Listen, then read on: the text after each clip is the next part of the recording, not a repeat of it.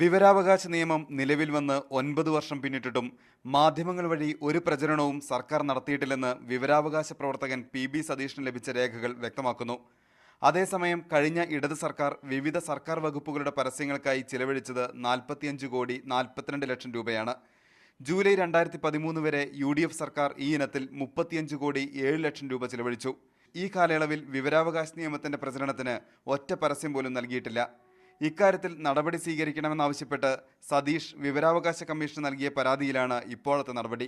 നിയമം പാസാക്കി 9 വർഷമായിട്ടും പത്രമാധ്യമങ്ങളിൽ പോലും, റേഡിയോയിൽ പത്രമാധ്യമങ്ങളിൽ പോലും ഒരു ഒറ്റ പരസ്യം പോലും സർക്കാർ നൽകിയിട്ടില്ല.